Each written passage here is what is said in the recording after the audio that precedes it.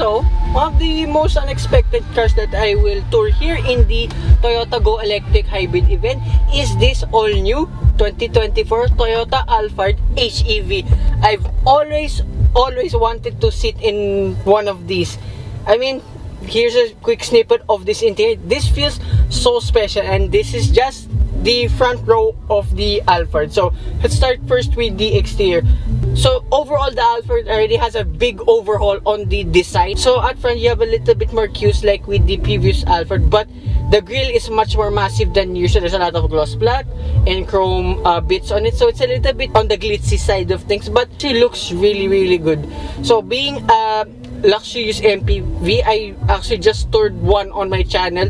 That's the first one I've ever rode one like in this class of vehicle, so check it out. I won't mention the name. My hint is it looks exactly the same. So powering this Alphard HEV is a 2.5 liter naturally aspirated 4-cylinder engine mated to a hybrid system that produces 185 horsepower and 233 newton meters of torque. Numbers sound familiar, right?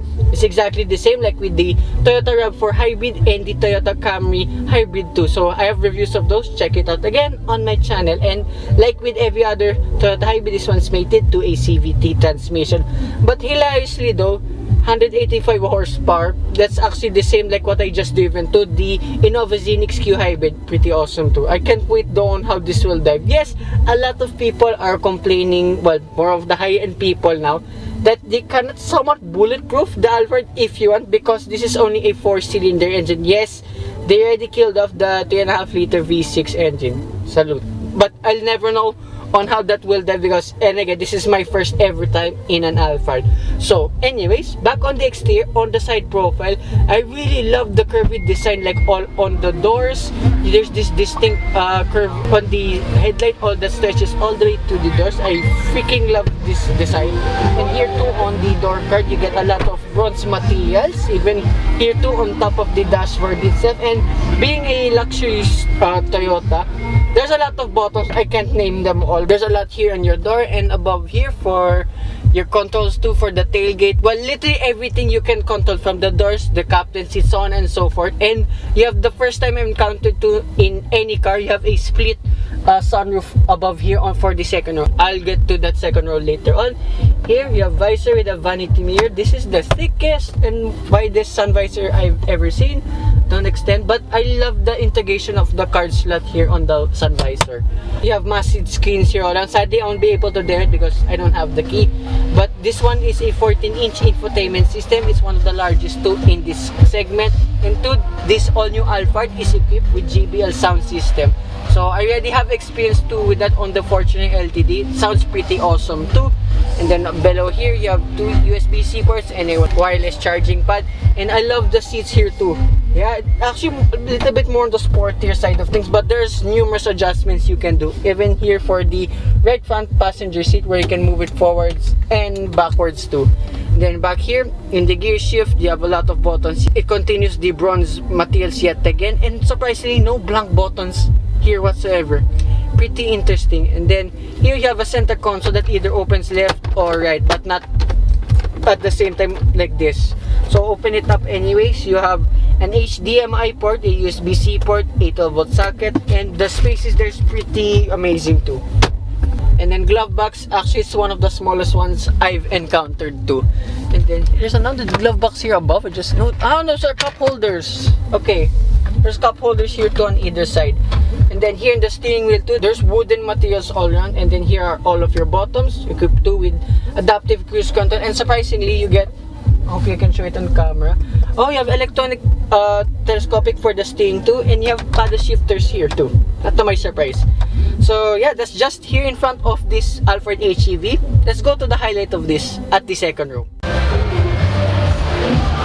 So this is the second row of the Alphard HEV. Apologies, you can hear a lot of music. Electronic sliding doors on either side, and here you have your JBL sound system. It's surrounded too in the wooden bit, and you have electronic sunshades. Oh wow, I've not seen that before, but it's not on because I don't have the key with me. For me personally, the biggest highlight of this Alphard HEV is this one. Yes, you have a touchscreen like with most of the competition. Well, even some like with the European counterparts. But this is the first one that I've ever seen that you can touch it yourself. That's pretty epic. And two, this is already just almost the size of a smartphone, and you can do a lot here for your audio, your climate, your lights, sunshade, seats, so on and so forth. It is exactly the same like with BMW, but I gotta be honest, this is much more luxurious because you can take it out of your seat and yeah, make it act like a smartphone. Not even BMW can do that. Pretty amazing. So two, you get behind both front seats, map pockets, and grab handles, and two, on the B pillar tool, this is as well one of the longest grab handles I've ever seen in any vehicle. And if you're talking about space here too in this all-new Alphard HEV, it's pretty epic. Even with the side support all the way up, my feet's not touching the front seats whatsoever. In the middle, you have your climate control functions and the biggest cubby space I've ever seen yet again. Everything's so big in here, I'm so amazed. And for adjusting both front seats too, you can do it either outside of the seat like the competitor, and two, here on the inner part for literally everything for heating and the seat ventilation. This is actually really good. And you have butterfly headrest too, and you can literally so freaking comfortable here. It's even better than the Chinese competitor that I tried out almost 2 weeks ago too. And even though you have this, right, to control everything, again for your climate control, sunroof, you can do it again above here. There's a lot of buttons, and as well for your climate control, yet again above here. I mean, I find that unnecessary, but it's still good. Toyota still incorporated classic buttons above here, even though you don't have, in case this breaks only. Well, I don't think this will break because this is a Toyota yet again. And like the competitor, you have USB-C ports here too on either side of the seat. And shout out to Adrian1011. I told you this Alphard is a 7-seater because as you can see here in the rear, you can fit 2 or 3 more people there at the rear, but surprisingly you can fold the seats sidewards like an FX. I wish they fold them, but then again, if you're only 4 people, well, 3 or 2 people, here's one in front and then 2 here in the back. There's a lot of configurations.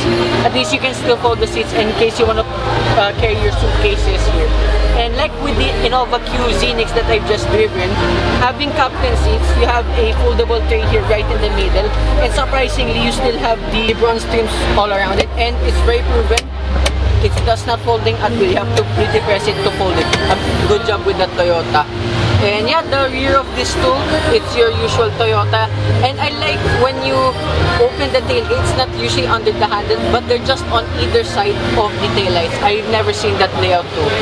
So yeah, that's a quick walk around tour of this Toyota Alphard HEV. So for the cost of this, well, the Alphard starts at 4,980,000 pesos. But if you want the specific one with the white pearl option, this one is exactly 5 million pesos.